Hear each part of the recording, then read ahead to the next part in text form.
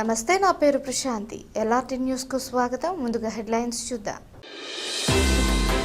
ఆరోగ్యం, ఫిట్నెస్ పై అవగాహన కల్పించేందుకు టూకేరన్ కలెక్టర్ గరిమా అగ్రవాల్. బాధితుల సమస్యల పరిష్కారమే లక్ష్యంగా గ్రీవెన్స్ డే కార్యక్రమం ఎస్పీ మహేష్ బి గితే.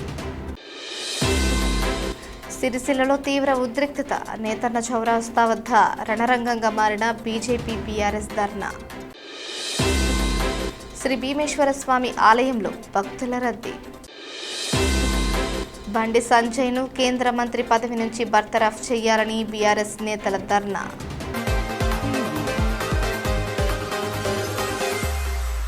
రాజన్న సిరిసిల్ల జిల్లా వేములవాడ పట్టణంలోని తెలంగాణ చౌక్ వద్ద బీఆర్ఎస్ పార్టీ ఆధ్వర్యంలో భారీ ధర్నా నిర్వహించారు.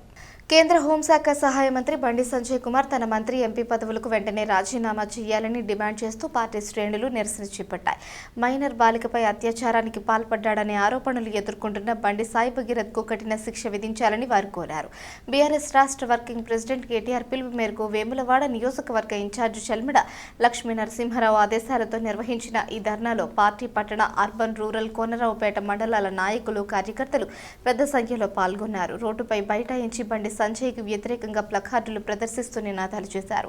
ఈ సందర్భంగా బీఆర్ఎస్ నాయకులు మాట్లాడుతూ కేంద్ర మంత్రికి సంబంధించిన కుటుంబ సభ్యుడిపై వచ్చిన ఆరోపణలు అత్యంత తీవ్రమైనవని పేర్కొన్నారు. నిందితుడు చట్టం నుంచి తప్పించుకునేందుకు కొన్ని రోజుల పాటు పరారీలో ఉండి చివరకు లొంగిపోయాడని ఆరోపించారు. కేసును పక్కదారి పట్టించకుండా నిష్పక్షపాత దర్యాప్తు జరిపి బాధితురాలికి న్యాయం చేయాలని డిమాండ్ చేశారు. ఈ కార్యక్రమంలో వేములవాడ పట్టణ సీనియర్ నాయకులు రామతీర్థపు రాజు, అర్బన్ మండల సెస్ డైరెక్టర్ హరిచరణ్ రావు, packs chairman Rammohan Rao, rural మండల అధ్యక్షులు గొస్కుల రవి, నాయకులు మ్యాకల రవి, కోనరావుపేట మండల అధ్యక్షులు మల్యాల దేవయ్యతో పాటు వివిధ మండలాల సర్పంచులు, మాజీ కౌన్సిలర్లు, పార్టీ సీనియర్ నాయకులు, అనుబంధ సంఘాల ప్రతినిధులు, కార్యకర్తలు పాల్గొన్నారు. ఈ యొక్క పోక్సో కేసు మీద ఎన్నో అభ్యంతరాలు, ఎన్నో నివేదికలు వచ్చినా మరి ఇక్కడ కాంగ్రెస్ ప్రభుత్వం ఎక్కడ కూడా మరి ఒక ప్రణాళిక ప్రకారం పోలేదు. మరి సామాన్యునికి ఒక న్యాయం, మరి పెద్దలకు ఒక న్యాయమా అనే రీతిలో ఈ ప్రభుత్వం వివరించింది. మరి దీని అంతటి కారణం రాష్ట్ర ముఖ్యమంత్రి రేవంత్ రెడ్డి గారు, కేంద్ర మంత్రి బండి సంజయ్ గారు వెంటనే వారి పదవులకు రాజీనామా చేయాలి.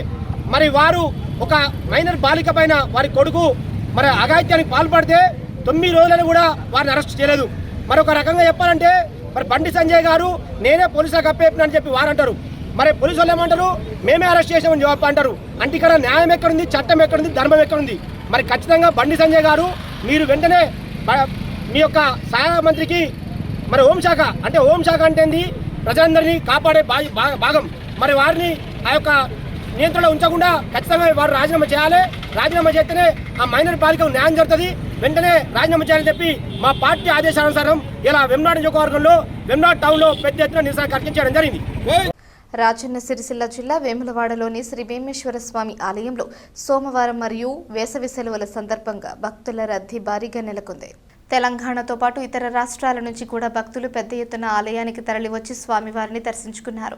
ఉద్యోగాలు, విదేశీ అవకాశాలు, సంతాన ప్రాప్తి, కుటుంబ సౌఖ్యం వంటి కోరికలు నెరవేరుతాయని విశ్వసిస్తూ భక్తులు తలనీలాలు, కోడెమొక్కులు, రుద్రాభిషేకాలు, చండీ హోమాలు, నిత్య కళ్యాణాలు తదితర మొక్కులు చెల్లించారు.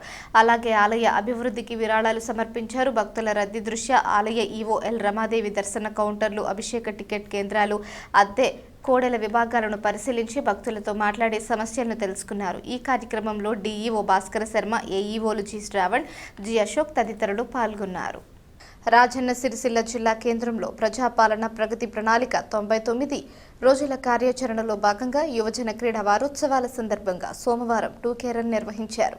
అంబేద్కర్ విగ్రహం నుంచి బతుకమ్మ ఘాట్ వరకు జరిగిన ఈ రన్కు జిల్లా collector Garima Agarwal, SP Mahesh B Gite ముఖ్య అతిథులుగా హాజరై జెండా ఊపి ప్రారంభించారు. ఈ సందర్భంగా కలెక్టర్ గరిమా అగ్రవాల్ మాట్లాడుతూ విద్యార్థులు, యువతలో ఆరోగ్యం, ఫిట్నెస్ పై అవగాహన కల్పించేందుకు ఈ కార్యక్రమాలు నిర్వహిస్తున్నామని తెలిపారు. జిల్లాలో పారిశుద్ధ్య కార్యక్రమాలు, ఆరోగ్య పరీక్షలు, రోడ్డు భద్రత అవగాహన కార్యక్రమాలు కొనసాగుతున్నాయని చెప్పారు. ఈ నెల 19న కెరియర్ నైపుణ్యాభివృద్ధి కార్యక్రమం, 21న క్రీడా పోటీలు, 23న జాబ్ మేళా నిర్వహించనున్నట్లు వెల్లడించారు. జిల్లాలోని యువత ఈ అవకాశాలను సద్వినియోగం చేసుకోవాలని పిలుపునిచ్చారు. 10 థీమ్లు కిందికి 10 విభాగాల ద్వారా కార్యక్రమాలు ప్రారంభించారు. దీని గురించి మనకి ఇప్పుడు వరకు పంచాయత్ రాజ్ మరియు మున్సిపల్ శాఖ ద్వారా పరిశుభ్రత డ్రైవ్, దీని తర్వాత హెల్త్ డిపార్ట్మెంట్ ద్వారా ప్రతి ఒక్క రెసిడెన్షియల్ స్కూల్ మరియు పిహెచ్సిలో స్పెషలిస్ట్ క్యాంప్స్, దీని తర్వాత వెల్ఫేర్ వీక్ కిందికి రెసిడెన్షియల్ స్కూల్లో ప్రత్యేకంగా శానిటేషన్ డ్రైవ్ కానీ మైనర్ రిపేర్ కానీ టాలెంట్ హంట్, దీని తర్వాత చైల్డ్ సేఫ్టీ, దీని తర్వాత మనకి రోడ్ మరియు పోలీస్ డిపార్ట్మెంట్ ఆధ్వర్యంలో రోడ్ భద్రత గురించి అరైవ్ అలైవ్ ప్రోగ్రామ్ కార్యక్రమం ఉంటుంది. దీని తర్వాత మన దగ్గర ఉన్న టూరిస్ట్ స్పాట్స్ని స్పెషల్ శానిటేషన్ డ్రైవ్ పెట్టి వాళ్ళ మీద కూడా ఆహ్వానం జనరేట్ చేస్తూ ఉంటారు. దీని తర్వాత 22nd రోజు మన జిల్లా వ్యాప్తంగా ప్రజాపాలన ప్రగతి ప్రణాళిక కార్యక్రమం ఉంటుంది. నెక్స్ట్ డే ఒక పెద్ద స్థాయి స్థాయిలో జాబ్ మేళా పెడుతున్నాము. దీనిలో మనకి ఉమ్మడి కరీంనగర్ జిల్లా నుంచి ఉన్న అన్ని కంపెనీస్ కానీ ఫ్యాక్టరీస్ కానీ ఎంప్లాయర్స్కి పిలిపించి ఇక్కడ ఉన్న ఎలిజిబుల్ యూత్కి వాళ్ళతో టైఅప్ చేసి ఎంప్లాయ్మెంట్ జనరేషన్ కొరకు కూడా ప్రయత్నం చేస్తూ ఉంటాము. ఇదే కార్యక్రమం భాగంగా మనకు కల్చర్ డిపార్ట్మెంట్ ద్వారా కూడా కొన్ని కల్చరల్ ప్రోగ్రామ్స్ కూడా ఆర్గనైజ్ చేయడానికి సిద్ధంగా ఉన్నాము. ఈ వారంలో ఉన్న ప్రతి ఒక్క కార్యక్రమంలో ఇక్కడ మన జిల్లాలో ఉన్న యువకులు, కిషోరీలు, స్టూడెంట్స్ పెద్ద స్థాయి స్థాయిలో పార్టిసిపేట్ చేయాలి. ఈ కార్యక్రమంకి విజయవంతంగా చేయాలి. ఇదే మీ ద్వారా వాళ్ళు అందరితో విజ్ఞప్తి చేస్తున్నాను, కోరుతున్నాను. ధన్యవాదాలు. రాజన్న సిరిసిల్ల జిల్లా కలెక్టర్ గరిమా అగర్వాల్ ఇద్దరు దివ్యాంగుల ఇబ్బందులను గుర్తించి వెంటనే స్పందించి వారికి బ్యాటరీ ఆపరేటెడ్ ట్రైసైకిల్ అందజేశారు. కోనరావుపేట మండలం సుద్దాల గ్రామానికి చెందిన ఉప్పుల శ్రీనివాస్, ముస్తాబాద్ మండలం గూడెం కొమిరే పరశురాములు సోమవారం ఐడీఓసీకి పని నిమిత్తం వచ్చారు. వారితో మాట్లాడిన కలెక్టర్ బయటకు వెళ్లడం, పనులు చేసుకోవడంలో ఎదురవుతున్న ఇబ్బందులను తెలుసుకున్నారు. దీంతో వెంటనే జిల్లా సంక్షేమ శాఖ అధికారులను ఆదేశించి ఇద్దరికి బ్యాటరీ ఆపరేటెడ్ ట్రైసైకిళ్లు, హెల్మెట్లు అందజేశారు. తమ సమస్యను అర్థం చేసుకుని సహాయం చేసిన కలెక్టర్కు దివ్యాంగులు కృతజ్ఞతలు తెలిపారు. రాజన్న సిరిసిల్ల జిల్లా పోలీస్ కార్యాలయంలో సోమవారం నిర్వహించిన గ్రీవెన్స్ డే కార్యక్రమంలో జిల్లాలోని వివిధ ప్రాంతాల నుంచి వచ్చిన బాధితుల నుంచి 37 ఫిర్యాదులను స్వీకరించినట్లు జిల్లా ఎస్పీ మహేష్ బి గీతే తెలిపారు. ప్రజల సమస్యలను త్వరితగతిన పరిష్కరించి బాధితులకు సత్వర న్యాయం అందించడమే ఈ కార్యక్రమం లక్ష్యమన్నారు. స్వీకరించిన ఫిర్యాదులపై సంబంధిత పోలీస్ స్టేషన్ల అధికారులతో మాట్లాడి చట్టపరంగా వేగంగా పరిష్కరించాలని ఆదేశించినట్లు ఎస్పీ పేర్కొన్నారు. పోలీస్ స్టేషన్లకు వచ్చే ఫిర్యాదుదారులతో మర్యాదపూర్వకంగా వ్యవహరించి అవసరమైతే క్షేత్రస్థాయిలో విచారణ చేసి బాధితులకు న్యాయం జరిగేలా చూడాలని అధికారులకు సూచించారు. రాజన్న సిరిసిల్ల జిల్లా కేంద్రంలో సోమవారం ఉదయం రాజకీయ ఉద్రిక్తతలు తారాస్థాయికి చేరుకున్నాయి.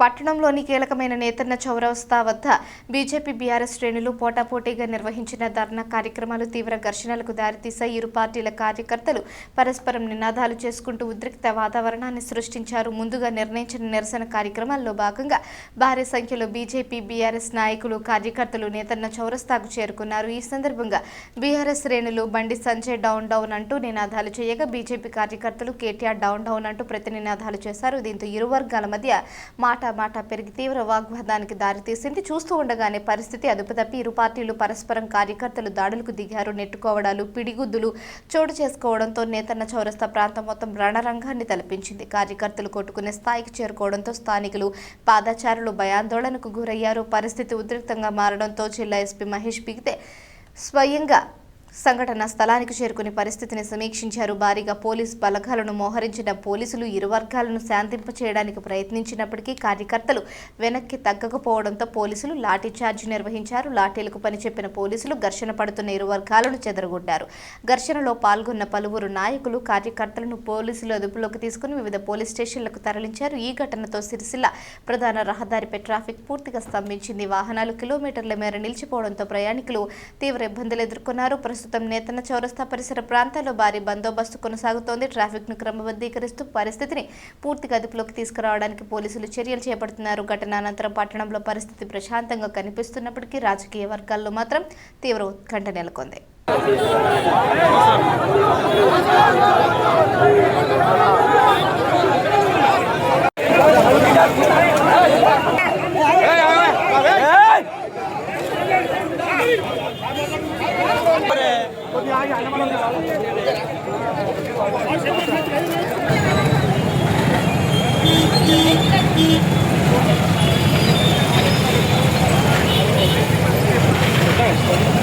రెండేళ్లుగా కొనసాగుతున్న తాగునీటి సమస్యను వెంటనే పరిష్కరించాలని, ప్రధాన రహదారిపై తవ్విన గుంతను పూడ్చాలని కోరుతూ గుండారం గ్రామంలోని పోచమ్మ తండా వాసులు ఆదివారం నిరసన చేపట్టారు. తమ సమస్యలపై పలుమార్లు అధికారులకు వినతులు ఇచ్చినా పరిష్కారం కాలేదని గ్రామస్తులు ఆవేదన వ్యక్తం చేస్తున్నారు.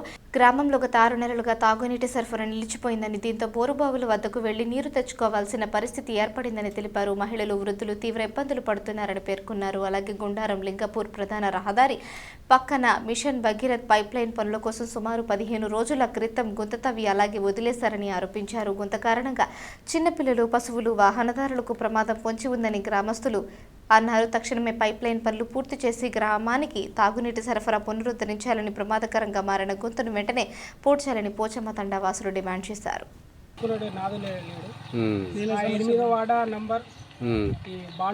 గణేష్ ఆయనకి ఎన్ని సమస్యలు చెప్పినా కానీ ఆయన చూసుకోవట్లేడు.